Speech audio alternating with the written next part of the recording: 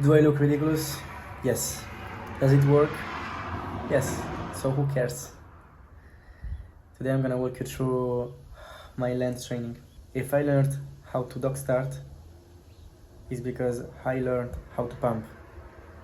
And I learned how to pump without wing foiling, without kite foiling, without wake foiling, without e-foiling, without prone foiling, without wind foiling, without soup foiling, without anything. I learned just because I jumped over and over on my couch like an idiot. These videos are not ultra recent. I recorded them 3 months ago when I was still using my nice high aspect 1800. So the fit position and the cadence are a little bit different now. But anyway, you need to find yours with your board, with your weight, and with your foil. So the first thing that you need to do is to go out there on your dock, run, jump on the board, and glide, and look at your feet. So you know the exact feet position. The longer you glide, the better your feet position is, as well as your jump, of course. Once you have your feet position in mind, go home and place something to remember that feet position. This mark is going to be super helpful at the beginning when you will practice jumping on the board. To learn properly, I divided the entire motion in little steps, and I practiced them one at a time. And then, after a bunch of reps and set, I combined all the movement together.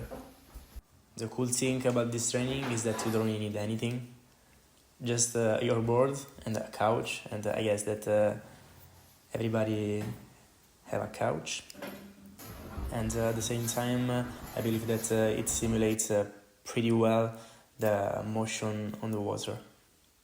Of course, it all depends on how hard is your couch and also how big is your foil.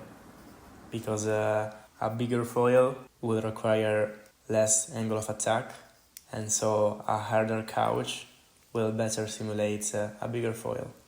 While it's to practice the exact cadence and the exact movement of a small foil, you will need a super soft couch that allows your board to move a lot up and down.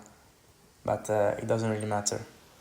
Also because the most important thing is the coordination. It's to learn the jump and learn the pump, and then combine the movement together. The jump is the most physically demanding part, so at the beginning you may want to do smaller sets of 15 to 12 reps, and then as you progress you can augment the reps. Before even buying my first foil, I watched a lot of videos to find out the best technique to jump on the board, to dock start. And at the beginning I used to run, leave the board, and then jump on the board. But I'm pretty sure that this is the hardest way to do it, because you're really guessing. Really, I really don't understand the people who are doing it this way. You're really guessing. There are so many factors. The way you run is different all the time. The way you leave the board is different all the time. How the board behaves without you on top is different all the time. And then the jump. How can you land every time in the same position, with the feet in the same position, if the board is not always in the same position? So in my opinion, this is not the way to do it. At least for me, and this is what I would recommend for a complete beginner. Don't start this way. I know it's more instinctive, but this is not the best way to do it. The best way is to never lose the control of the board. So always have contact with the board. You can see that now when I launch the board, I'm doing 2 steps with my left hand behind the board on the tail and my right hand on the right side of the board. I do my 2 steps, and during the last step I move my hands and I place them almost where my feet will go, slightly wider than my feet placement. And then I jump without leaving the board. I land with my back foot first, and then immediately after my front foot. And then as I place my front foot, I remove my hands and I stand up. If you already tried the dog starting, you're likely to be using the same technique that I used to use at the beginning. And in my opinion, you will have a really an hard time to be consistent this way. So I really recommend you to go through this land training to remove from your mind this movement that you have now and implant this new correct movement that I'm showing you. At the beginning you may find it really difficult and you might lose the balance left or right, but as you do it over and over, you will gain the balance and become more precise at each jump. As you complete a bunch of sets, you might start getting tired. And what I suggest you to do is to add the stand-up movement at the jump movement. So you slow down the intensity of the training, because in the same time you do less jumps because you're adding this movement. This part is very important as well, because another mistake that I used to do at the beginning of my journey was that I was jumping on the board and I was standing up straight. But if you are too high, you are more likely to lose the balance. So it's important that in this part you stand up, but you stay low on your knees. You stay low with your center of balance. So this way you will really implant in your brain that you don't need to stand up straight.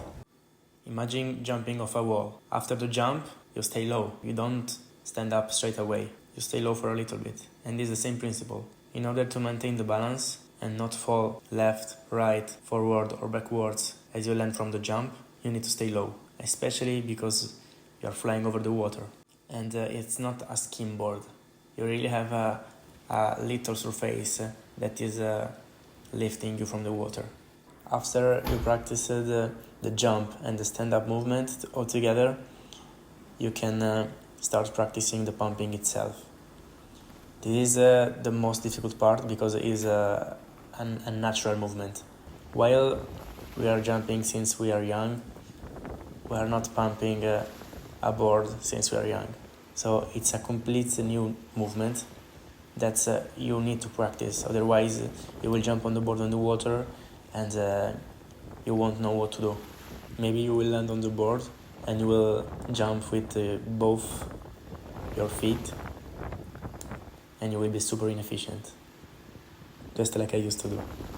The first 10 good minutes you will feel so odd and uncomfortable, but then as you do it, you will start getting it. The mistake is to jump on the board with both feet at the same time.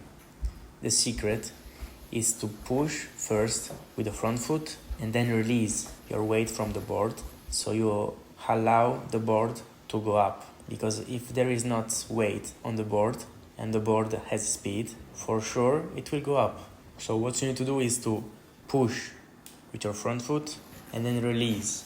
You release your front foot first and then your back foot with this weird jump.